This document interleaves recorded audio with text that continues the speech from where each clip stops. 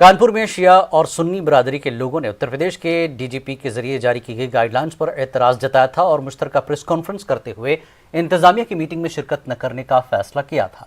कानपुर के police commissioner असीम अरुण का कहना है कि मजहबी मकामात पर सिर्फ 50 अफराद के जमा होने की इजाज़त है और किसी भी तरह के जुलूस निकालने की इजाज़त नहीं है। इस पूरे मामले पर पुलिस कमिश्नर से हमारे नुमाइंदे संदीप सविता ने बातचीत की।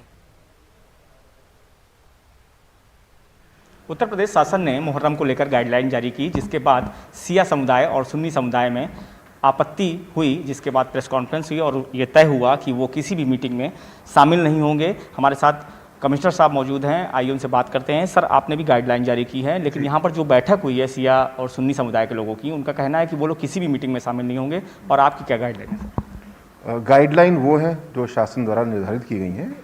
सिंपल तौर पे अगर देखें तो किसी भी धर्मस्थल में 50 से लोगों के एक साथ एकत्रित होने की अनुमति नहीं है।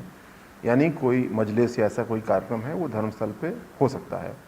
इसके अतिरिक्त जैसा सभी त्योहारों में किया जा रहा है, किसी भी प्रकार का जुलूस, कोई मेला, कोई दंगल और कोई ऐसे जो करतब होते हैं, इनके ऊपर प्रतिबंध है और सभी लोगों ने इसको माना भी है।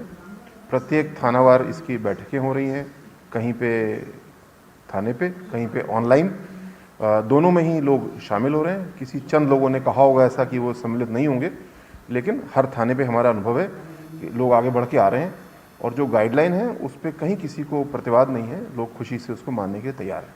सर, आपने जो गाइडलाइन जारी की है उसमें ताजिया ना रखने की भी बात है, लेकिन जो मीटिंगें हाल ही में हुई हैं उसमें तय हुआ कि ताजिया रखी जाएंगी कई इलाकों में, तो इसको लेकर अगर कोई इस तरह के ताजिया रखता है तो किस तरह की बात? ताजिया रखने का मतलब है ताजिया निकालना, और क्योंकि जुलूस पे या करबला में एकत्रित होने पे प्रतिबंध है, केवल धर्मस्थल यानी मस्जिद में इस केस में 50 लोग एकत्रित हो सकते हैं। सो ये बड़ी क्लियर गाइडलाइन है कि ताज़िया को लेकर के कोई जुलूस नहीं निकलेगा।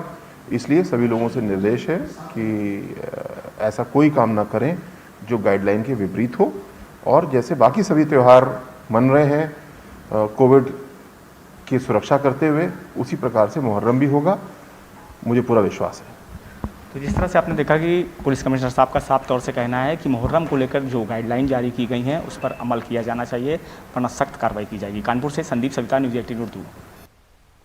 महाराष्ट्र हुकूमत और